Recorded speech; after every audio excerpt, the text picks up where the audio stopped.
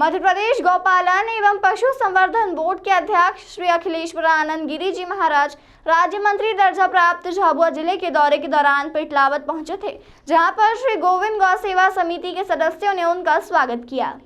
अखिलेश्वर आनंद जी महाराज ने समिति व नगर परिषद द्वारा पिटलावत शहर के प्रमुख चौराहे श्रद्धांजलि चौक पर स्थापित गौ प्रतिमा के दर्शन किए। इसके पश्चात समिति के सदस्यों को संवर्धन बोर्ड की ओर से धन्यवाद ज्ञापित किया और कहा कि नगर परिषद व समिति ने यह ऐतिहासिक कार्य किया है। यह कार्य पूरे प्रदेश में एक रोल मॉडल के रूप में होना चाहिए। अधिक से अधिक जन भागीदारी गौ सेवा के लिए हो, ऐसे प्रयास सभी को मिलकर करना होंगे। उन्होंने कहा कि प्रदेश में ही नहीं, पूरे देश में नगर के प्रमुख चौराहों पर गौ माता की प्रतिमा की स्थापना की जानी चाहिए। इसके साथ ही वहां पर गौ माता की आरती का आयोजन भी विशेष त्योहारों पर होना चाहिए, जिससे आने वाली नवीन पीढ़ी व आम लोगों में गौ माता के प्रति सच्ची श्रद्धा व उसके संरक्षण के प्रति सकारात्मक भाव पैदा होंगे। उन्होंने प्रदेश के मुख्यमंत्री शिवराज सिंह चौहान को भी इस ऐतिहासिक कार्य को संज्ञान में लाने की बात कही। इस अवसर पर पशुपालन विभाग के डिप्टी डायरेक्टर PS डावर, पशु चिकित्सा अधिकारी ML नीनामा, जीवदया समिति के प्रमुख महेंद्र अग्रवाल, गोविंद गौ सेवा समिति के प्रवीण पवार, कृष्णा जाधव, मनोज जानी, मनीष अग्रवाल, पीयूष मेड़तवाल, वीरेंद्र भट्ट, संजय लोढ़ा, नीलेश सोनी, जितेश विश्वकर्मा, दीपक राठौड़, संजय मालवी, पंकज पाटीदार, रविराज गुर्जर आदि सदस्य मौजूद थे।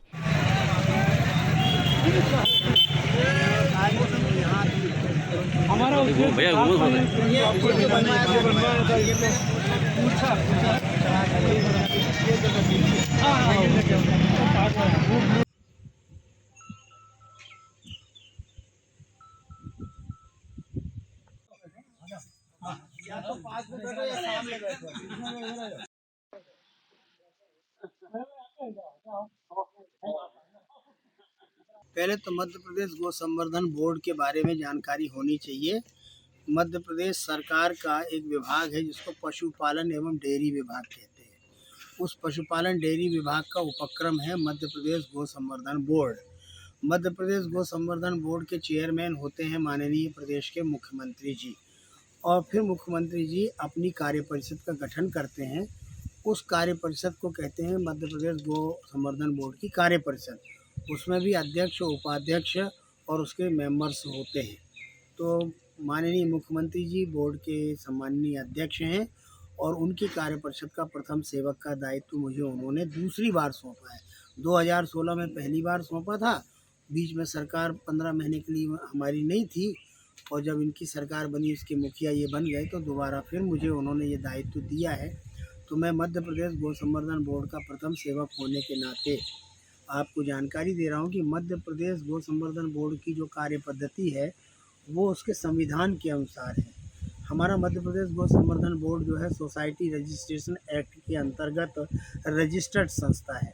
उसमें जो गाय निराश्रित है, जो गाय सड़कों पर घूम रही हैं और जिन गायों के पालक गायों की उपेक्षा करते हैं, ऐसी गाय जो गौशालाओं में आ जाती हैं, उन गायों को संरक्षित करना, उनके चारे भूसे का प्रबंधन करना, उनके आवास की व्यवस्था करना, और गो संवर्धन बोर्ड के माध्यम से किसी गौशाला के जो 8-9 आयाम होते हैं, उन आयामों को प्रोत्साहित करके, और इन गायों को जिनको लोगों ने अनुपयोगी और अनार्थिक ऐसा कह करके छोड़ दिया है, लोगों को समझाना कि गोवंश कभी भी अनार्थिक और अनुपयोगी नहीं होता है।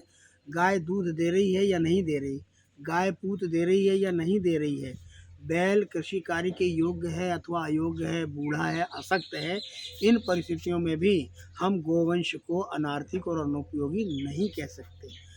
दूसरी महत्वपूर्ण बात कि गायों की उपयोगिता भारतीय धरती के लिए, भारत के पर्यावरण के लिए, भारत की प्रकृति संरक्षण के लिए, और भारत में स्वस्थ अनाज पैदा हो, भारत में स्वस्थ फल हो, साग सब्जियां मिलें, इसके लिए बहुत उपयोगी है। तो साइंटिफिक ढंग से दुनिया गोवंश के बारे में सोचती है, और आज वैज्ञानिकों ने जिस प्रकार से सिद्ध कर दिया है गोवंश की उपयोगिता, उस विषय को गौ संवर्धन बोर्ड प्रचारित प्रसारित भी करता है। इसमें मतलब शिफ्ट कर रहे हैं, और जहाँ कहीं भूमि चिन्हित हो गोचर भूमि, वो सरकार के नोटिस में लाए। तो सरकार ने तय किया हुआ है, जब मनरेगा की गौशालाओं को 1200 गौशालाएं बन के हमारी तैयार हो गई हैं, इन गौशालाओं को 5-5 एकड़ ज़मीन हमने अलॉटमेंट की है, तो एनजीओज़ की गौशालाओं को नहीं मिलेगी ऐसा तो कोई कारण ही नहीं है। परंतु कठिनाई राजस्व विभाग में यह आती है कि नगर निगम की भू सीमा के अंदर अगर एनजीओ चला रहा है तो वहाँ तो भूमि नहीं है, उनको दिया नहीं जा सकता। तो इसलिए ग्रामीण क्षेत्रों में गोवंश को शिफ्ट करने की सरकार की भी योजना है। एनजीओज़ को भी अपना मन कड़ा करके ये आग्रह नहीं करना चाहिए कि हमको ज़मीन शहर में ही मिले, गांव में ज़रूर ज़मीन मिलेगी। मैं एक उदाहरण दे रहा हूँ, हमने तो चरनोई भूमि विकास मिशन का सुझाव बोर्ड को दिया है और वो उस पर अधिकारी इस समय कार्रवाई कर रहे हैं। जितनी चरनोई भूमि आज उपलब्ध है उस पर एक मिशन बना करके, जैसे बोर्ड बना है ऐसे चरनोई भूमि में एक मिशन बन करके बोर्ड विकास मिशन बने और उसके माध्यम से हम चारा भूसा और नई नई पद्धति से आज हम चारे उगाने की जो विधि खोज रहे हैं वो हम करें और वो चारा सब हम एनजीओज़ की गौशालाओं को उपलब्ध कराएं। उदाहरण के तौर पे मैं गांव का नाम जल्दी भूल जाता हूँ, बरखड़ी नाम है क्या गांव का, बरगेड़ी, तो उज्जैन ज़िले में, उज्जैन में है ना, आगर ज़िले में। हम वहाँ गए अभी एक दिन पहले 29 तारीख को। उन्होंने बताया कि 300 एकड़ ज़मीन कब्जा की है लोगों ने। मैंने प्रवचन ही किया, मैंने किसी पे कोई दबाव नहीं डलाया। 137 लोगों ने कागज़ ला के दे दिया कि हमने कब्जा किया है, आप गाय के लिए बढ़िया काम कर रहे हैं, हम इस भूमि को कल रिक्त करने को तैयार है। कलेक्टर को नोटिस भेजा हमने, 4 दिन के अंदर हमारे पास सूचना आ गई कि वो 300 एकड़ ज़मीन खाली हो गई। ऐसे ही जबलपुर ज़िले में सहपुरा नाम की जगह है, फुलर भेटा नाम का गांव है, वहाँ 45 एकड़ ज़मीन थी और वो ज़मीन पे कब्जा था, उसमें विधर्मियों का भी कब्जा था, स्वधर्मियों का भी कब्जा था। तो हमने उनसे अपील की और बाद में प्रशासनिक मशीनरी को सूचना दी, गए, उन्होंने पूरी 45 एकड़ ज़मीन खाली करवा के दे दी, प्लांटेशन भी करवा दिया और गौशाला को भूमि मिल गई। तो जहाँ जहाँ हमारे ध्यान में बात आती है और जहाँ जहाँ हमको उचित लगता है हम सरकार का ध्यान आकर्षित करते हैं, अधिकारियों का ध्यान आकर्षित करते हैं ज़िले में और हम उनकी सुविधा मतलब उनकी समस्या हल करने का प्रयास करते हैं। हमारे नोटिस में कोई बात आएगी तो हम पीछे नहीं हटेंगे इस काम को, क्योंकि मध्य प्रदेश ही एकमात्र ऐसा प्रदेश है जहां गोवंश के विकास की भरपूर संभावनाएं मौजूद हैं और किसी राज्य के पास नहीं है।